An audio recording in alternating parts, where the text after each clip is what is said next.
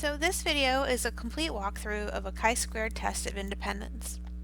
In this example, we're looking at the praising children data, which are on ELC.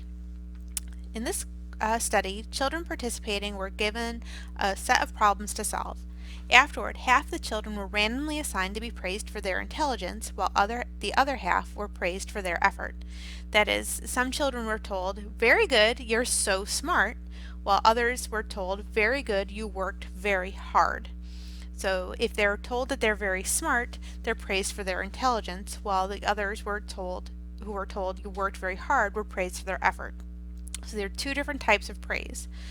The children after this were then given another set of problems to solve and told how many they got right and asked to write a report that included that information, that is, how many they got right on the second set.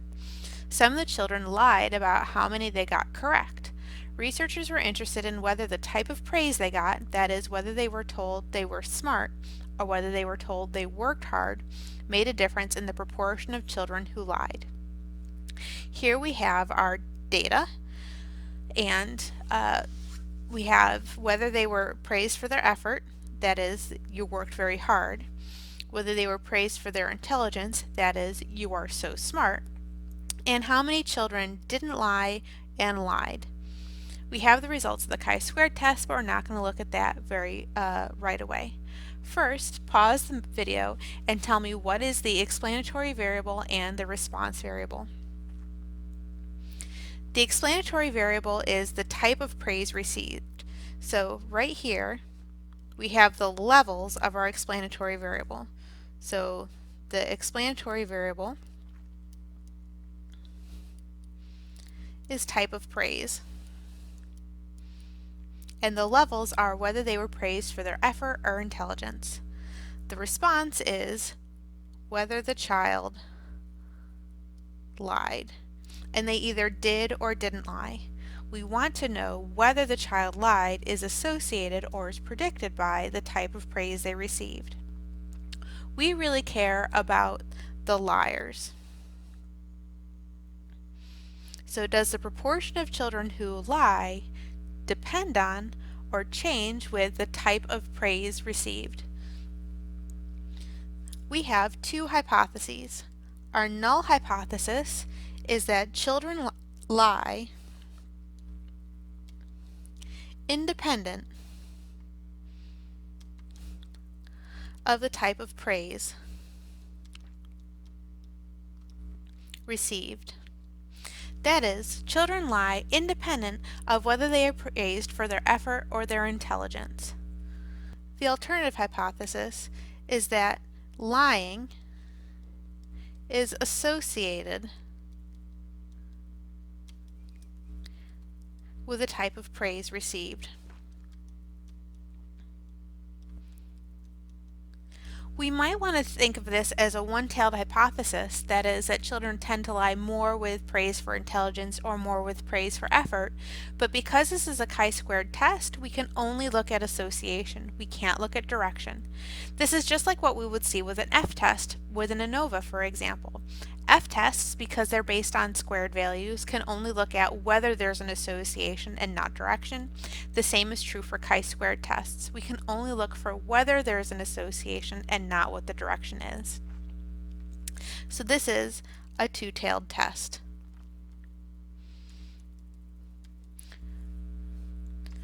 The conditions are the same as what we saw in a previous video. Here we first have to have a categorical response and a categorical explanatory variable. This has been satisfied. Both the praise type and whether a child lies are categorical. We need a random sample. This has been satisfied via randomization. Children were randomly assigned to either receive praise for their intelligence or for their effort. Finally, we need a big enough sample size. Can we expect at least 5 successes in each cell? Remember, this is what we expect if the null is true and not what we've actually observed. We've only observed 4 children who lied when they were praised for their effort, but that doesn't matter. We've expected more than 5. We've expected 22 children not to lie when they're praised for their effort, and we've expected 7.6 children to lie when they're praised for their effort. So it's based on what is expected, not what is observed. To finish this off, we expect 21.6 children not to lie when they're praised for their intelligence, and we expect 7.37 children to lie when they're praised for their intelligence. So it is based on what is expected, not what is observed. So we have a large enough sample size and for this to proceed. Because we've satisfied all of these conditions, that we have a random assignment, a large enough sample size, and a categorical response and categorical predictor, we can use the chi-squared test, meaning we can now get our test statistic. Our test statistic is going to be a chi-squared observed, and that is based on the sum of the observed minus expected squareds over the expected counts for each cell. So we could do this. We could do 26 minus 22.4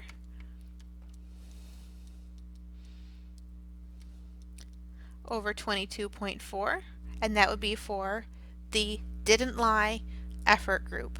And then we could do the same for the lie effort group. So that would be 4 minus 7.6 squared over 7.6. And then we would do the intelligence didn't lie group. That would be 18 minus 21.6 squared over 21.6 plus the intelligence lie group, and that would be 11 minus 7.4 squared over 7.4. When I add all of this together, I end up with 4.7. Notice this is the result that we get from JUMP. This is the Pearson chi-squared test statistic. When we do our calculations, we are finding a Pearson chi-squared. JUMP will provide 2 outputs. There are 2 types of chi-squared statistics, a likelihood ratio and a Pearson. Do not look at the likelihood ratio. That is not what we are doing. We are calculating a Pearson chi-squared statistic, so use that result in JUMP. I'm going to say that again. Do not look at the likelihood ratio. Look at the Pearson chi-squared statistic. I am going to put this on the quiz. Which chi-squared statistic do we use? Pearson or likelihood ratio? We use the Pearson, not the likelihood ratio. I cannot emphasize this enough, and I know there's still going to be people who ask me this, and that's going to annoy me, but there's nothing I can do about that. So we have our Pearson chi-squared statistic, which we've calculated, which is 4.7, and we have our p-value for that Pearson chi-squared statistic, our p-value of 0.0301. That is the probability of getting a chi-squared statistic like this or bigger if there is no association, if children lie independent of the type of praise they receive. How many degrees of freedom do we have? From a previous video, we learned that degrees of freedom is the number of rows minus 1 times the number of columns minus 1. We have 2 rows in this case, so that's going to be 2 minus 1, and we have 2 columns.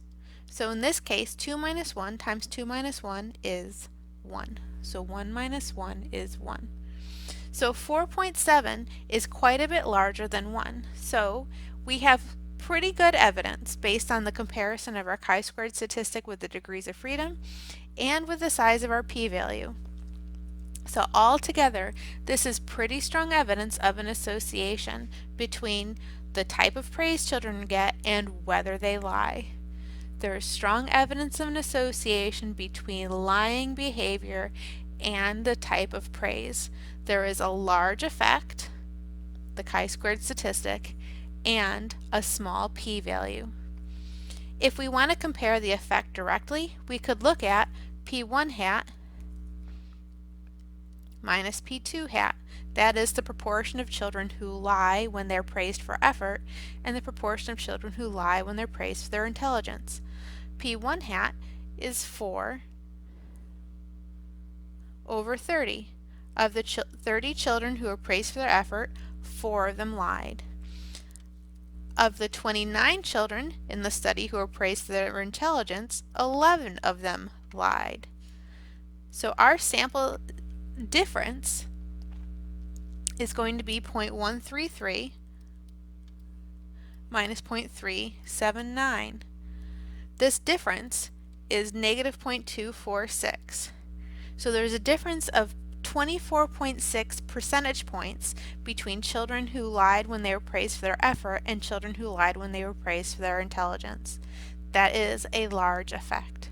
So we have a large difference in our sample proportions, and we have a pretty large chi-squared statistic relative to its degrees of freedom. All of this together gives us strong evidence against the null hypothesis, supporting a relationship or an association between lying behavior and the type of praise that children receive. If we were to do a two-sample z-test for proportions, we would get this exact same result. You can verify that on your own. I'm going to do a follow-up video showing you how to get these results, this output, in JUMP.